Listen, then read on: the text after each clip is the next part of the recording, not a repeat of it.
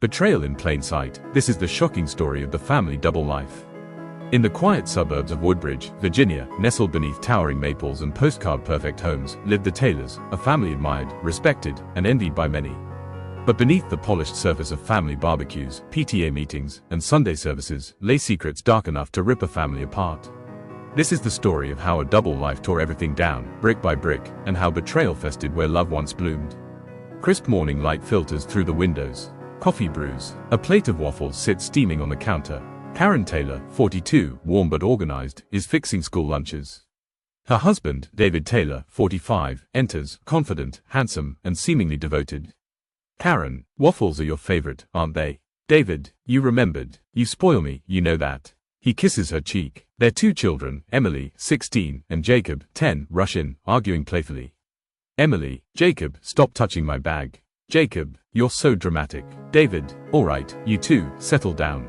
Big day ahead. Camera lingers on David's face. He smiles, but something cold flickers in his eyes.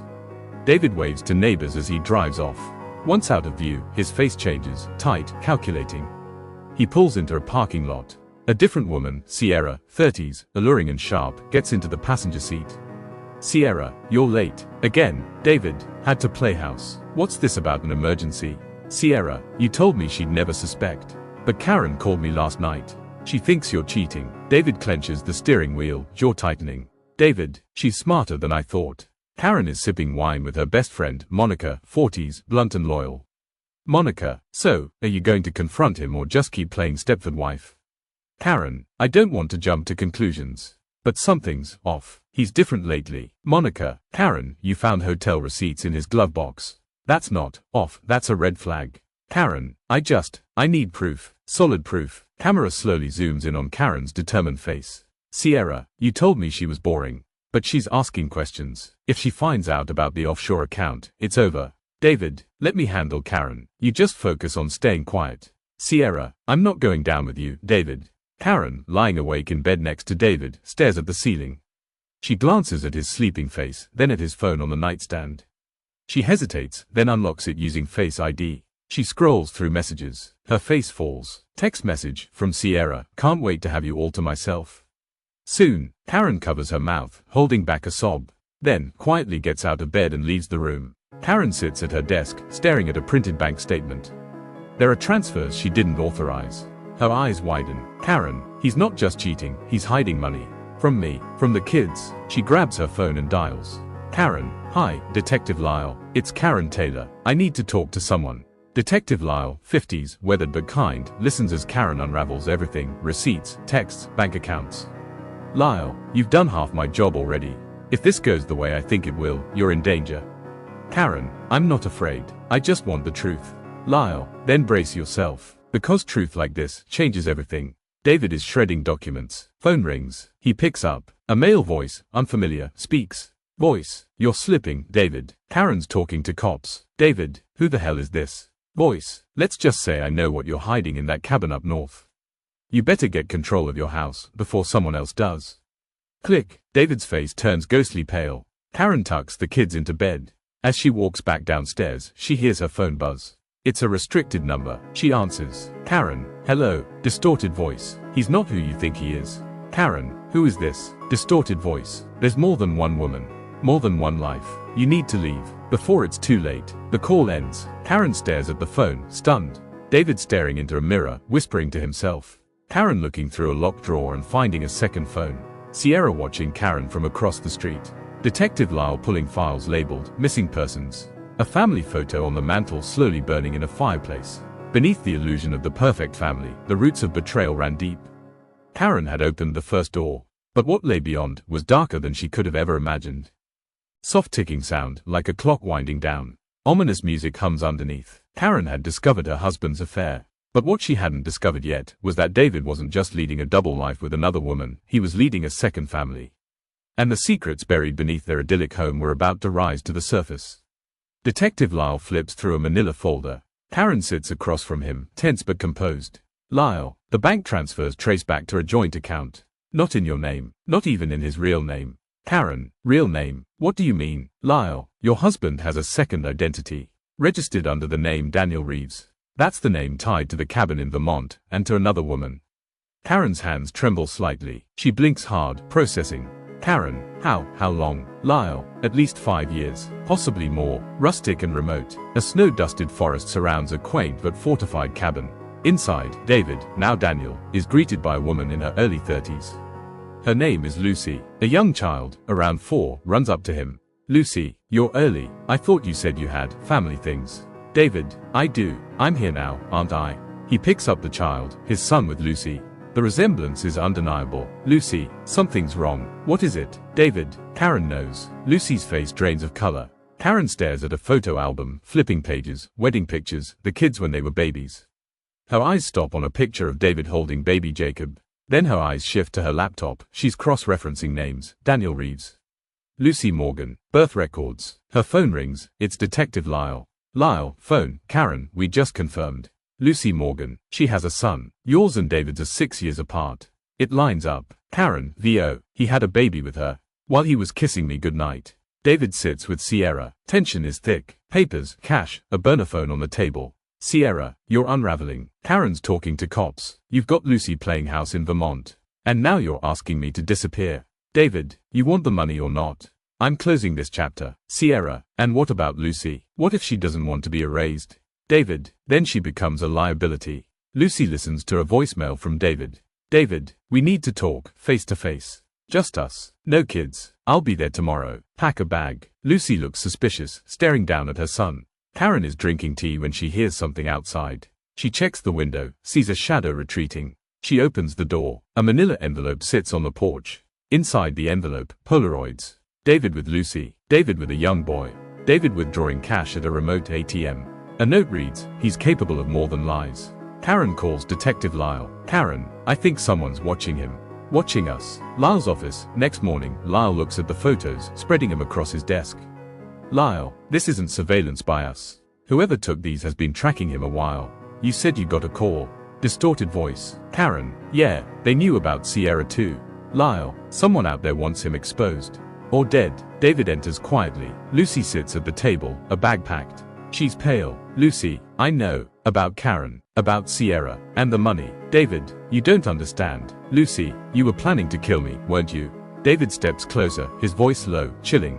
David, no, but if you don't come with me, things will get worse. Lucy clutches a small pistol from her purse, hands shaking. Lucy, stay away from me. Karen and Lyle are piecing a timeline on a whiteboard. Dates, transfers, names. Lyle circles a date. Lyle, there's a week in 2018 he claimed to be at a finance seminar. Instead, a woman named Elise Morgan went missing. A relative of Lucy's. Karen, you think he killed her? Lyle, we can't prove it. But if he did, he's not just a liar. He's a predator. Lucy is seen driving with her son asleep in the back. She makes a call on a burner phone. Lucy, I have evidence. On David Taylor, or Daniel Reeves, whatever name he's using. I'm sending the flash drive. If something happens to me, make it public. Karen checks her email. An encrypted message has arrived, a link to a cloud drive. Dozens of files, voicemails, documents, recordings of David speaking about hiding money, about cleaning things up. Karen stares at the screen in horror. Karen, this man I married, he's a stranger. A monster. Suddenly, her phone vibrates. A blocked number. She answers. Distorted voice. You have the truth now. What you do with it will decide who survives this. Lucy driving through the night, checking her rearview mirror constantly. David burning papers at a lakeside fire pit. Detective Lyle entering an evidence room, removing a sealed bag marked, Elise Morgan, cold case. Karen placing the USB into a safety deposit box. Sierra boarding a flight with a duffel bag full of cash. Wind howls through the trees. A low, rhythmic heartbeat builds underneath. With every uncovered lie, the illusion of David Taylor's perfect life crumbled. But with Lucy on the run, and Karen holding a damning flash drive, time was running out. What no one knew yet was how far David would go to keep his secrets buried. The early morning, snowfall, Lucy's car speeds through a desolate road. Her son sleeps in the back seat. Snow flurries thicken. Her phone buzzes, unknown number. She ignores it. Suddenly, headlights appear in the rearview mirror, fast. Gaining, she accelerates. The vehicle behind her stays close. She swerves off-road and hides behind a cluster of trees. The car passes, but she doesn't exhale. Karen sits with Detective Lyle. The flash drive is now in police custody. Her fingers tap anxiously. Karen, there's a woman, Lucy Morgan. She's the key, if she's still alive. Lyle, we issued an alert, but David's moving fast. He's cleaning house. Karen, then we need to move faster. In the police station briefing room, Lyle stands before a board covered in maps, timelines, photos. Another detective, Ramirez, mid-30s, sharp, interrupts. Ramirez, we traced the call Karen received. It bounced off a tower 2 miles from a storage facility David rented under his alias. Guess what we found? Lyle, tell me it's not a body. Ramirez, not yet, but blood, lots of it, and a scarf, matching the description of Elise Morgan's. A gritty montage, David dragging a large black duffel. A gloved hand opening a freezer chest. A face, Elise's, wrapped in plastic. A crossfade of David burning documents with cold, methodical focus. He wasn't just hiding a second family. He was erasing anyone who threatened to reveal the truth. Karen talks quietly on the phone with Lucy. Karen, I know what he did to Elise. And I know you have more. You're not safe out there. Lucy, phone, I've got the recordings. His voice, talking about Elise. I just want my son to grow up far from him. Karen, meet me. We can protect you. Pause. Lucy exhales. Lucy, midnight, mile marker 22 on Route 9. Don't be followed. David stands in the garage, staring at a photo of Lucy and their son. He pockets a gun. Sierra enters the garage quietly. Sierra, you're not going to hurt her. Not with your kid in the picture. David, if I don't handle this, we both go down. Sierra, you mean you? I'm done. She turns to leave. He blocks her path. David, if you walk away now, you better never stop running. A single streetlight flickers. Karen waits in her car. Headlights appear. Lucy's car pulls up slowly. She gets out, her son asleep in the back. Lucy, you came alone. Karen, yes, I want to help. They hug briefly. Tension hangs in the silence. Suddenly, a gunshot. Lucy screams. Glass shatters. Karen, get down. They duck behind the car. A figure flees into the woods. Lyle and Ramirez, hidden in a second vehicle, charge in with flashlights and weapons drawn. Lyle, freeze. A second shot rings out, then silence. Police surround the area. Blood drops on the snow lead into a thick patch of forest. They find a handgun and a bloodied scarf. Ramirez, he's hit, but he got away. Karen and Lucy sit in a safe house kitchen. Lucy's son is nearby, coloring. Karen's face is bruised from flying glass. Lucy, I kept the files in case he ever came after me. Insurance, everything from the night Elise disappeared. Karen, we give it all to the police. He doesn't get away with this. Lucy, he's going to come for me. Karen, let him try. Lyle listens to Lucy's recording, David's voice, low and cold. David, recording, she wasn't supposed to show up. Elise was never supposed to be there. I didn't plan it like that. But once she saw what I did, I had no choice. Lyle stares ahead grimly. Sierra is packing fast. Her phone buzzes, text from a blocked number. You think you're safe? She drops the phone in panic. Looks out the window. A car idles across the street. A shadowy flashback. Elise Morgan crying, struggling. David covering her mouth. Snow falling. The ground stained red. Elise was just the beginning. Karen, Lucy, Sierra, he kept them orbiting like satellites. Until gravity pulled them all into his storm. Karen watching her kids sleep, face weary but determined. Lucy holding her son's hand, walking into a courthouse. David, alone in a dark motel room, bleeding, bandaging his arm. Sierra checking into an airport with fake documents. Detective Lyle pinning David's mugshot on the center of a web of crimes, drawing a red circle around it. The truth was out. The hunt had begun, but even as the walls closed in, David had one final move to play, and it would cost someone their life. Dark, thunderous music builds slowly. A child's laughter echoes faintly, twisted into something haunting. David Taylor's empire of lies was falling apart. But in a last-ditch attempt to regain control, he was about to do something unthinkable. He had lost his wife, his mistress, his secrets. Now, he was coming for his son. Karen and Lucy are seated at the kitchen table, reviewing court paperwork. The boy plays quietly nearby with a toy truck. Lyle enters with a manila envelope. Lyle, good news. We got the arrest warrant approved. We moved today. Karen, and what about Lucy and her son? Lyle, protective custody. We'll relocate you after the testimony. Lucy nods slowly, clutching her son's hand. Lucy, he won't stop. He'll come for him. Lyle, we'll be ready. David cleans his wound in a filthy bathroom mirror. His face is gaunt, haunted. He pulls out a GPS tracker, watching a blinking dot move. David, to himself, I gave them everything. A home, a life, and this is how they repay me. He clicks open a briefcase containing a revolver, a burner phone, and cash. A photo of his son rests beneath it all. He stares at it a moment, then slams it shut. A local news anchor reads from the teleprompter, image of David displayed behind her. Anchor, a statewide manhunt is underway for David Taylor, also known as Daniel Reeves, wanted for questioning in the disappearance of Elise Morgan and multiple charges of fraud, identity theft, and child endangerment. Karen stands on a small platform. A crowd has gathered. News crews film. Lucy stands beside her, holding her son close. Karen, public address. We were deceived by a man we trusted. A man we loved. And now that truth is out, we have to stand together, not in silence, but in strength.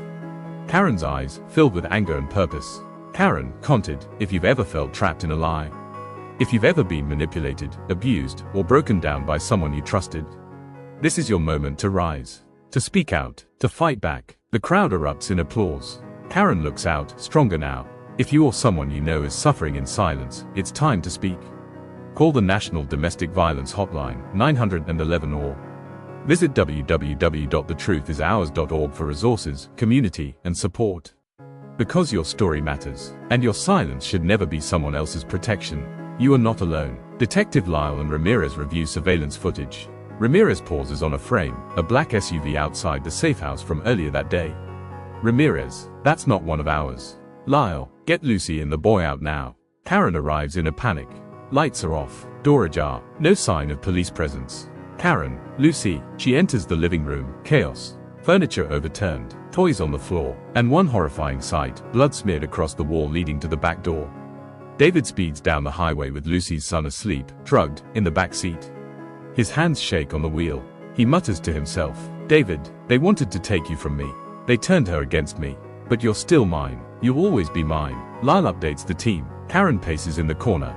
Lyle, we've got a partial plate match off Route 46. Border Patrol is alerted. If he tries to leave the state, we'll know. Karen, we need to call everyone. TV, radio, online. Blast his face across every screen in the country. If we don't, that boy's gone. David stops to refuel. A passerby glances at him, then at the sleeping child in the back seat. Suspicious. She watches as David pays in cash and speeds off. She takes out her phone. Passerby. Yeah, I just saw that guy on the news. Black SUV, kid in the back, heading east on Highway 70. Lyle receives the call. He looks up at Karen. Lyle, they spotted him. We're closing in. David has pulled into a secluded lot. He drags the boy, half awake, into a cabin. Inside, maps, photos, a passport. He stares down at his son. David, we were going to start over. Just you and me. But now, they've ruined it. A noise outside. David pulls the boy close, raises his gun. Then the cabin is surrounded by sirens and floodlights. Lyle, David Taylor, step outside with your hands up. The cabin is surrounded. David holds the boy tighter. Shakes. He's unraveling. David, they made me do this. They made me. Karen steps forward with a megaphone. Karen, David, please. That boy deserves better. He's innocent. You're not. Don't hurt him. End this. David opens the door slowly. The boy stumbles out, crying. Police grab him safely. David steps out, gun shaking in his hand. Lyle, drop it, David. Don't make this worse. David stares at Karen, a flicker of the man he once was. David, I did everything for them. I was a good father, wasn't I? Karen, no, David, you could have been, but you chose yourself, over all of us. David drops the gun. Police swarm him. He collapses to his knees as the sun rises behind them. Lucy reunited with her son, sobbing. Karen testifying before a grand jury. Lyle locking the file labeled, Taylor case, resolved. Sierra, watching the news from a remote location, a sad smile on her face. David, in a prison jumpsuit, staring out of a cell window. It was over. The man who lived 2 lives would spend the rest of his days with none. But the wounds he left behind would take years to heal. Cold, echoing piano notes play. Sounds of a gavel striking. Distant, overlapping whispers of guilty, liar, monster. With David behind bars and the public watching, justice felt within reach. But a man like David never runs out of lies. Even from a prison cell, he had one more secret to unleash, one final deception that would push everyone to the edge. David sits calmly, dressed in an orange jumpsuit. His eyes are empty. Across the glass, a sleek, well-dressed lawyer, Rachel Dean, places a stack of papers on the counter. Rachel, you're pleading not guilty. David, every story needs a villain. I just never said it was me. He smiles, cold and sharp. Karen pores over boxes of evidence with Lyle and Ramirez. Karen, he's pleading not guilty. He kidnapped a child, nearly killed 2 people, ran a double life for 6 years. Lyle, he claims coercion, says Lucy and Sierra were the real manipulators. That he was just trying to protect his son. Karen, he's trying to twist it all. Like he always does. Ramirez, we need to stay ahead of him. That means digging deeper. If there's anything we missed, he'll use it. David is escorted into court. The room buzzes with press and public. Lucy and Karen sit in the gallery. A news anchor whispers outside. Anchor, David Taylor, aka Daniel Reeves, pleads not guilty to all 27 charges including kidnapping, identity theft, and the presumed murder of Elise Morgan. David glances at Lucy, gives a faint smirk. She tightens her grip on her son's hand. Ramirez sifts through an old box marked, Elise Morgan, case closed. He opens a folder and finds an envelope, sealed, never opened. Inside, a torn journal page. Blood-stained, written in Elise's handwriting. Elise, reading her note, if I disappear, it wasn't an accident. David said he'd fix everything. That I'd ruin it all. I'm scared. If you find this, he did it. Karen is on the stand. David's defense attorney cross-examines. Rachel, you claim Mr. Taylor deceived you for years. But you never suspected, not once. Karen, I trusted him, like Lucy did, like Elise did. He didn't just lie, he built his lies around us. Rachel, or did you ignore the truth? Maybe even protect him? Murmurs. Karen's eyes narrow. Lyle watches tensely. David grins faintly in the background. Lucy watches her son sleep. She checks her email. A new message, don't testify, or the world sees this. Attached, a blurry image of her, pregnant, standing beside David, timestamped during a period when he claimed to be separated. She trembles. The past is clawing back. Lyle and Ramirez confront a clerk. Lyle, who's been accessing the sealed files on Lucy Morgan. Clerk, it was a remote login, cleared by Judge Randall's clerk. Ramirez, Judge Randall's clerk died last month. They exchange looks. Someone is helping David. From the inside, Lucy takes the stand. Her eyes are red, but her voice is clear. Lucy, David said if I didn't play along, he'd hurt Elise. Then he said she was handled. I knew what he meant. I didn't run because I was guilty, I ran because I was terrified.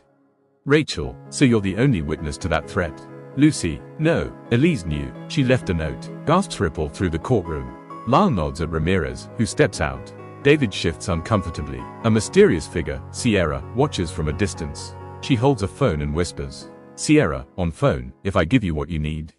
I want immunity, and I want to disappear for good. The prosecution introduces Elise's journal page. David's face drains. The room is silent. Prosecutor, this page was found in evidence David's lawyer never disclosed. A written testimony from the victim herself. Judge, objection sustained. Defense, you were ordered to disclose all evidence. Do you wish to respond? Rachel, no, Your Honor. A tense silence. David glares at Rachel. He's losing control. David paces like a caged animal. He grabs a pen and scribbles on toilet paper. You betrayed me. Crumples it. Screams. Lucy receives another threatening message. This one's a live stream link. It opens, showing Karen, asleep. Someone is inside her home. The camera zooms in on her sleeping face. Lucy runs, calls Lyle. Lucy, he's still playing. He's not done. Police arrive moments before anything happens. They sweep the house. No one found. Just a calling card on the bed, a small chess piece, the king. Black, tipped over. Even in chains, David Taylor knew how to strike fear. He played minds like chess. And someone on the outside was still making his moves. The prosecution rests. David is called to the stand, against his lawyer's advice. David, I didn't kill Elise. I didn't threaten Lucy. I'm the one who lost everything. And all these women, they made me the monster. Prosecutor, you're not the victim, Mr. Taylor. You're the storm. David, I built 3 lives, and they tore them all down. I should have left them in the dark. Where they belonged. Silence. Gasps. The gavel slams. The judge dismisses the jury.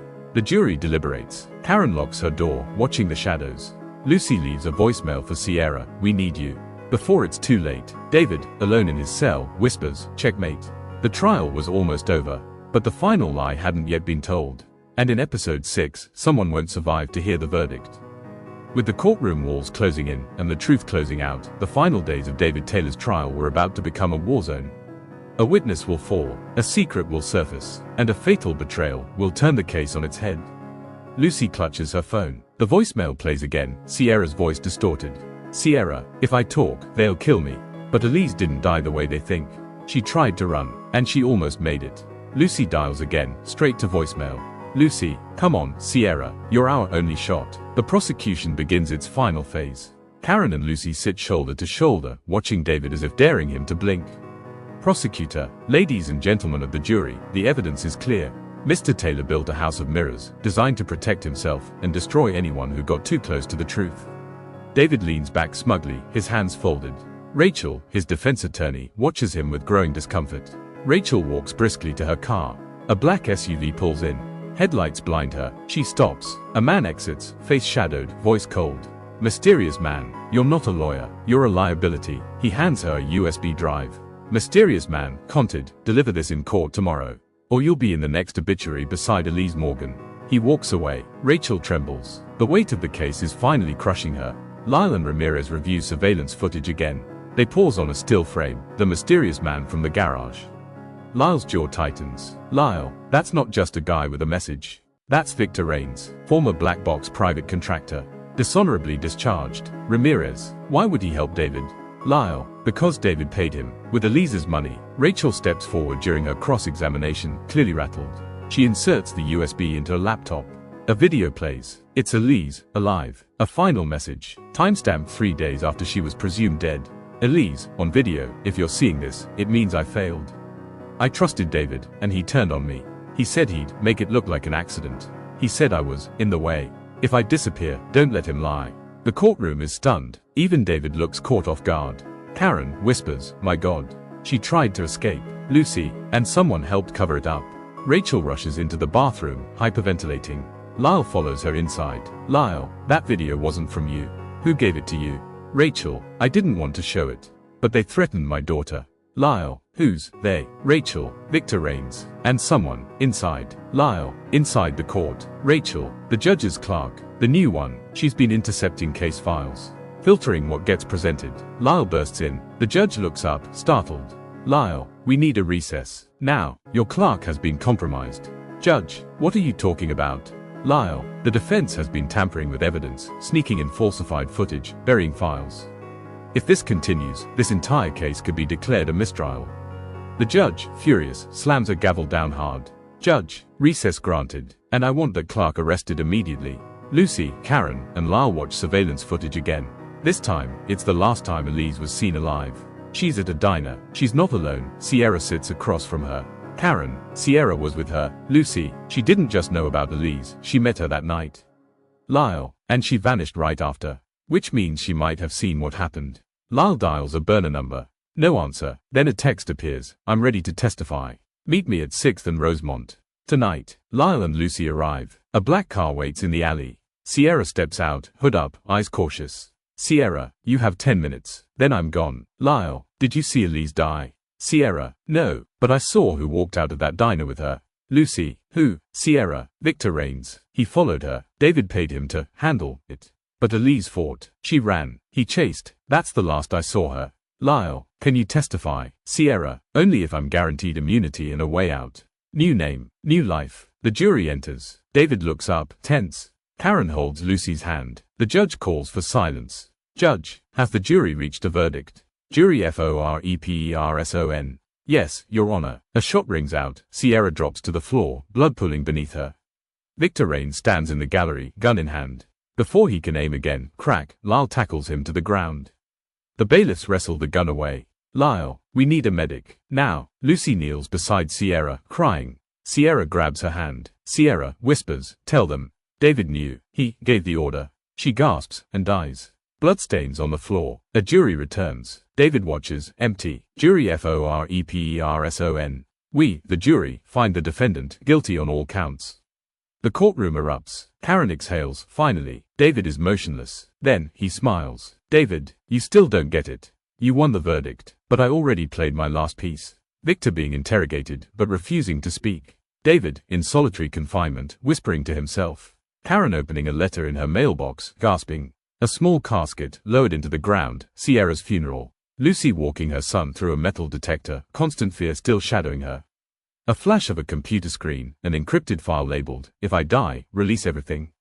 The guilty man was caged, but the web he spun was still unraveling. Karen sits at a cold metal table. A pane of thick glass separates her from David. He looks older, bruised, but unbroken. Karen, you lost. David, grinning slightly, did I? Karen, Elise died thinking you loved her. You spent years destroying every good thing in your life. Tell me, was it worth it? David, you came here for answers. Ask the real question. Karen, why did you do it? David, because I could. Because she thought love would save her. It never does. Karen stares in silence, holding back tears. Then she slides a photo across the glass, Elise, Lucy, and baby Marcus together.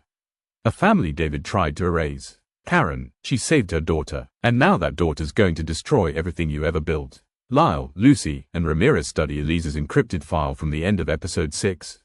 Ramirez types rapidly as the password unlocks a trove of evidence. Lyle, she was building a case from the inside. Ramirez, emails, bank transfers, audio recordings, payments to Victor Reigns, and this. He plays a recording. It's David's voice. David, VO, she's not backing down. If she doesn't sign the papers, she won't make it to Monday.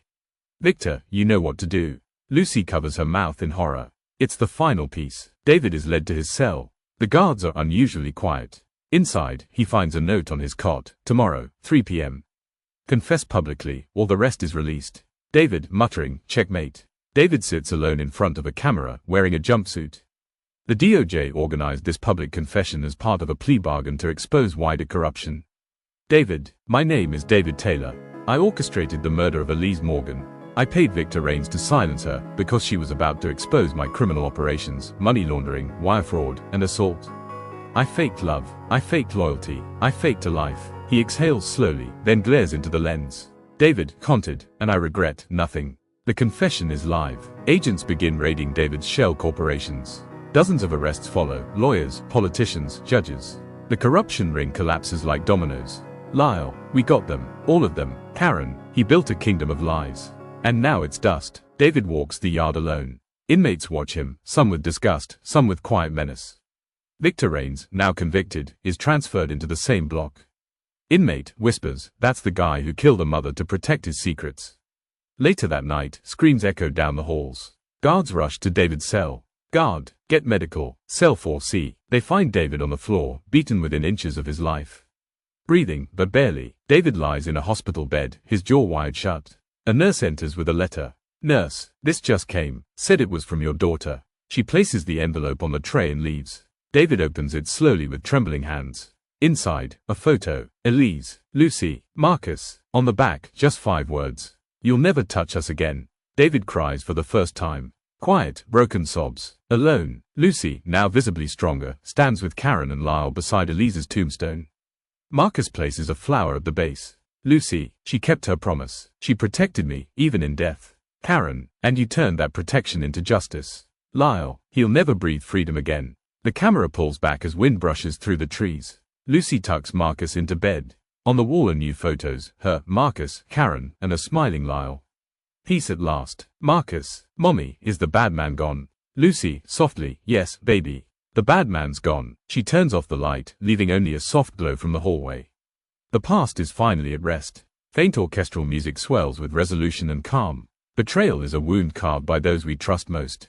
But some wounds, with time and truth, can heal. David Taylor will spend the rest of his life in maximum security, silenced by the justice he tried to outwit. Elise Morgan's story didn't end the night she died. It ended when her voice, carried by her daughter, broke the chain. This was her legacy. Before you leave, kindly tap on the subscribe button to help us create another